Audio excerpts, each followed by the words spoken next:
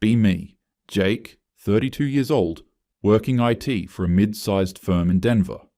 Married to Isabella for 2 years, together for 5 total. She's 29, works as a marketing coordinator for some boutique agency downtown. When we first met, I thought I hit the jackpot. She was funny, smart, gorgeous.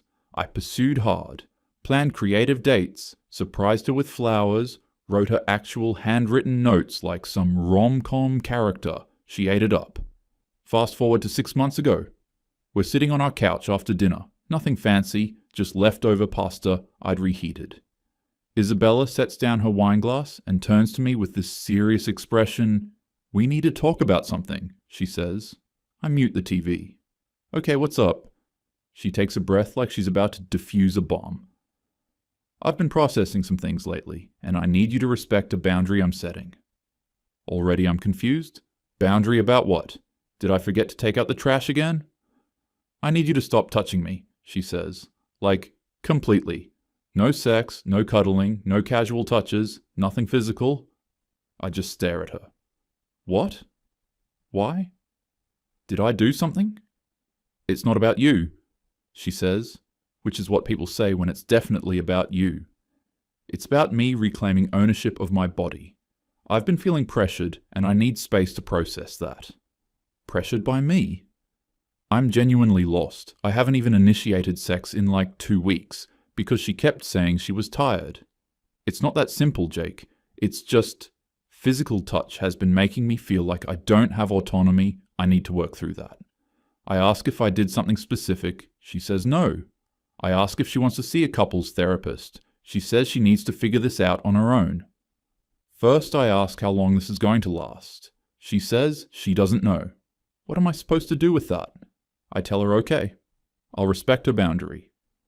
She seems relieved, like she expected me to fight her on it. She kisses me on the forehead, which apparently doesn't violate her new rules, and goes to bed. I sit there for another hour, trying to figure out what the hell just happened. Here's the thing. When we first started dating, I was all in. I planned elaborate dates, remembered little details about her day, bought her favorite snacks without her asking. She loved it, told her friends I was the most thoughtful guy she'd ever dated. After we got engaged, I noticed she stopped reciprocating much, stopped planning dates, stopped initiating sex, stopped putting in the same effort. But I figured that's just how long-term relationships work. The honeymoon phase ends, you settle into routine, so I kept being the guy who carried the emotional weight, checked in on her mood, planned our social calendar, made sure we stayed connected. I thought I was being a good husband. Apparently, I was actually pressuring her. Over the next few weeks, I try to be supportive. I don't initiate anything physical. I sleep on my side of the bed, a good 8 inches of space between us. When she brushes against me accidentally in the kitchen, I step aside. When we're watching TV, I sit in the armchair instead of next to her on the couch. She doesn't seem to notice at first, or maybe she's just relieved. But I notice. I notice that she still expects everything else to be normal. She'll come home from work and vent about her terrible boss, her difficult clients, the passive-aggressive co-worker who microwaves fish in the office kitchen. She expects me to listen, validate, offer solutions. She expects me to remember her mum's birthday and buy the card on behalf of both of us. She expects me to plan our weekends, cook most of our meals, and handle the emotional labor of our relationship. The only thing she doesn't expect me to do is touch her. I keep trying to figure out what changed. Did I gain weight? I'm still going to the gym 3 times a week, same as always. Am I boring? I try to stay interesting. I read, I have hobbies. I'm not just sitting around playing video games all day. Is there someone else? Every time I try to bring it up, she shuts me down. You're making this about you when it's about me and my journey, she says, like she's on some spiritual quest, and I'm just a side character in her story. What I don't know, what I won't find out until later, is that she's been in a group chat with 4 of her college friends, Becca, Jess, Amanda, and Priya. They've been sending her articles and Instagram infographics. Stuff about bodily autonomy in relationships and women don't owe their partners sex, and weaponized incompetence. Isabella's been absorbing all of it, applying it to our marriage without ever once considering my perspective. But I'm getting ahead of myself. For now, I'm just trying to be the understanding husband, trying to figure out what I did wrong and how to fix it. I don't realize yet that trying is exactly the problem. It's about 2 weeks into the no touching rule when something shifts in me. I'm making dinner on a Wednesday. Chicken stir fry, nothing fancy. Isabella comes home and immediately starts unloading about her day. Her boss micromanaged her during a client presentation. Some intern asked a stupid question in the team meeting. Traffic was terrible. She's going on, barely pausing for breath. Normally, I'd stop what I'm doing, give her my full attention, ask follow-up questions, tell her she handled it well. Basically perform the role of supportive husband. Instead, I keep chopping vegetables. I say. That sounds frustrating. She pauses, like she's waiting for more. When I don't offer anything else, she continues, but there's an edge to her voice now. And then Rebecca, the senior account manager, she completely threw me under the bus in front of the client, said I didn't send her the brief when I literally have the email receipt showing I sent it 3 days ago. That sucks, I say. I plate my food. 1 portion. Just mine. Isabella's watching me now. Are you making dinner? Yeah, I just finished. Oh. She looks at the single plate in my hand. What about me? There's stuff in the fridge. You can make something. I take my plate and head to the living room. She stands in the kitchen, visibly confused. Over the next few weeks, I systematically stop doing all the husband things. It's not malicious. I'm not trying to punish her. I just realize, if we're not going to have a physical relationship, why am I putting in all this emotional and practical labor? So I stop. I do my laundry. She can do hers. I stop asking about her day beyond a polite, "How was work?" If she wants to vent, she can. But I'm not going to probe and validate and fix. I split every expense 50-50. Groceries, utilities, rent. I Venmo request her for her half down to the cent. I stop complimenting her. No more, "You look beautiful" when she gets dressed up. No more noticing when she does her hair differently. I'm polite, civil, friendly even, but I'm emotionally distant. One Saturday, I go to the gym, come home, shower, and grab my keys. "Where are you going?" Isabella asks. She's on the couch in sweatpants, scrolling her phone. "Out." "Out where?" "Meeting Chris for lunch." "Oh, can I come?" I pause. "It's just a guy's thing." She looks confused, maybe a little hurt. "Since when do you have guys' things with Chris?" "Since now, I guess." I leave. At lunch, Chris asks if everything's okay at home. I tell him it's fine. He doesn't push it, but I can tell he doesn't believe me. When I get home, Isabella's in the bedroom. I go to my desk and play video games for a few hours. She doesn't come out. The next week, she mentions she has a big presentation at work and she's stressed about it. Old me would have offered to help her rehearse, would have given feedback on her slides, would have reassured her she'd crush it. New me says, "You'll do great," and goes back to scrolling my phone. She stares at me for a second, then walks away. Here's the thing I'm realizing.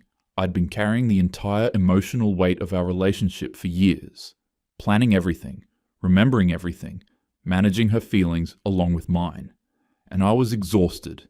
Now that I've stopped, I feel lighter. I'm sleeping better.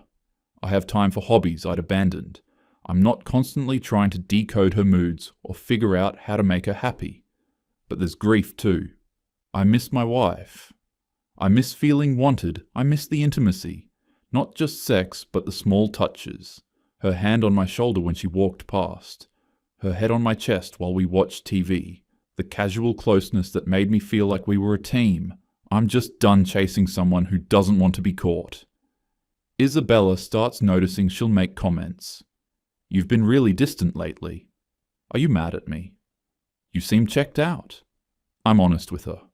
"I'm not mad, I'm respecting your boundaries. You wanted space? You have it. But this isn't what I meant. Then what did you mean? She can't answer that, or won't. One night, she suggests we watch a movie together. Our thing used to be Wednesday night TV. We had 3 shows we'd watch together religiously. I'm good, I tell her. I'm going to game for a bit. She looks like I slapped her, but what does she expect? She set the terms. I'm just following them. A few days later, I notice she started trying. Little things. She wears the lingerie I used to love. This black lace set I bought her for our anniversary. She, accidentally, walks past me in it on her way to the bathroom. I glance up from my laptop. Nice, I say, then go back to my email. She stands there for a second, then disappears into the bathroom. I hear the door close a little harder than necessary.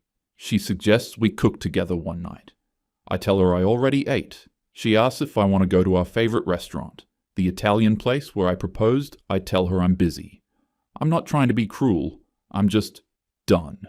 Done performing, done auditioning for the role of husband in my own marriage. If she wants a roommate, she's got one.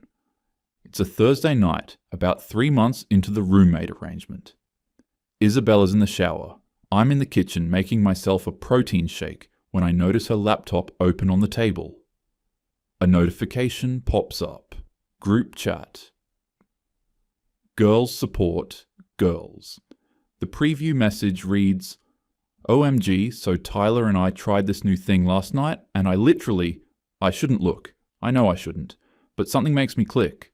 The chat opens. It's Isabella and 4 of her college friends. Becca, Jess, Amanda, Priya. I scroll up. Months of messages. 3 months ago, right around when Isabella set her boundary. Becca shares article.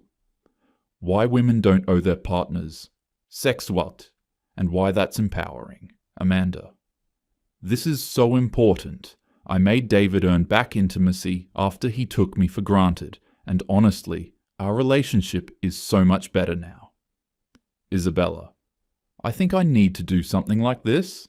I feel like Jake just expects me to always be available. Priya. Yes, babe, set those boundaries. Your body, your choice. Period. Jess. Just make sure you communicate what you need. Men aren't mind readers. LOL. Isabella. I'm going to talk to him tonight. So it was planned. Premeditated. She didn't process some things and come to this boundary organically. Her friends convinced her to do it. I keep scrolling. More articles, more Instagram infographics. Weaponized incompetence. Emotional labor. You don't owe anyone anything. Then, about 3 weeks ago, the tone shifts. Jess. I know I've been all about boundaries and reclaiming power and whatever, but honestly, Tyler is so good to me. He planned the surprise picnic yesterday with all my favorite foods and wine, and then we came home, and OMG Jess. Also not to be TMI, but the sex after, incredible. Like I'm talking best we've ever had. I think I'm gonna marry this man. Becca. Ugh, stop, I'm so jealous, Amanda. Get it, girl. Isabella, I'm happy for you, Priya. Meanwhile, I'm over here with Marcus, who thinks foreplay is 3 minutes of bad kissing. Jess. Honestly, I'm so lucky. Like Tyler is just so attentive, you know? He notices everything, remembers things, actually tries. Isabella. That sounds really nice. Becca. Wait, weren't you doing the boundary thing with Jake? Isabella. Yeah, I am. I did. It's complicated. Amanda. What's complicated about it? Isabella. I set the boundary and he's respecting it, but he's only respecting it. Like he's stopped doing everything. He barely talks to me anymore. Priya. Wait, what do you mean everything? Isabella. Like he doesn't cook for me anymore, doesn't plan anything, doesn't ask about my day. He's basically treating me like a roommate. Jess. That's kind of fair though. You told him not to touch you, Isabella. Whose side are you on? Jess. I'm not picking sides.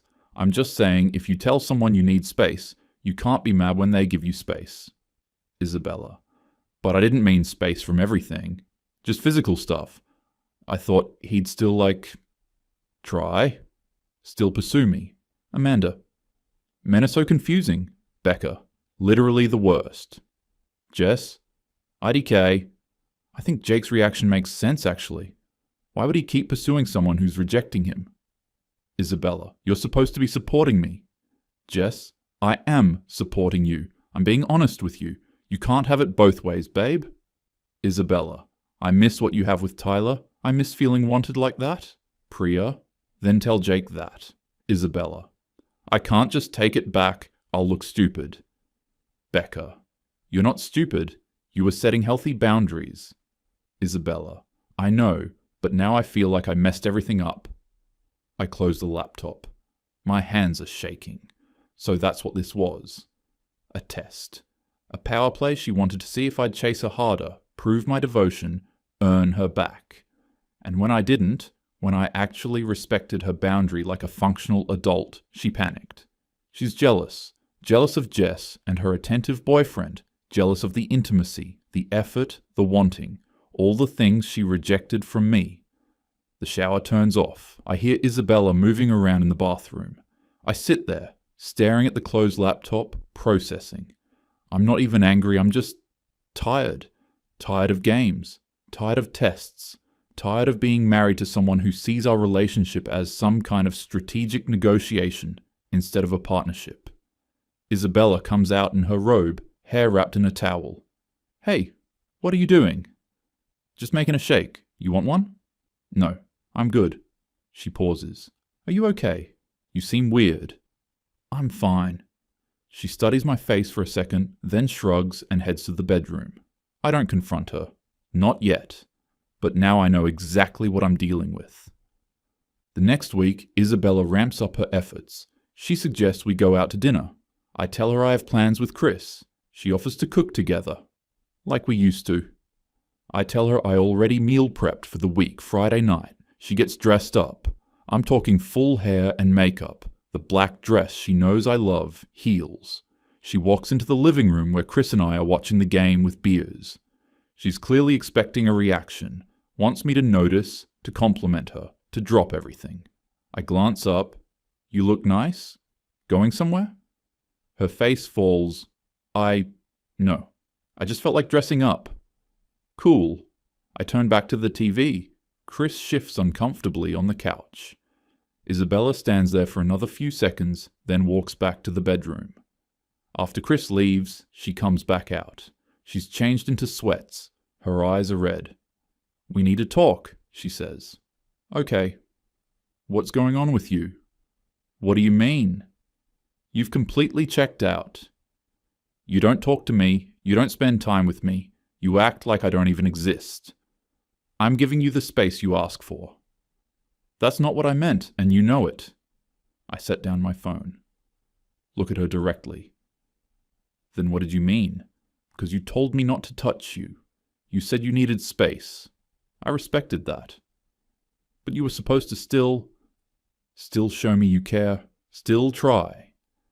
Try to do what, exactly? Try to touch you so you can reject me again. Try to plan things so you can accuse me of not reading the room? That's not fair, Jake. What's not fair, I say, keeping my voice calm, is you wanting all the benefits of being married, my income, my emotional support, my time, my effort, while offering me nothing in return. You want me to chase you while you run away. I'm not doing that anymore. She's crying now. So what? You just don't love me anymore? I didn't say that, but I'm not going to beg someone to want me. You made it clear you don't want me physically. Fine. But you don't get to also have me emotionally. You're twisting everything. Am I? You know what I think happened?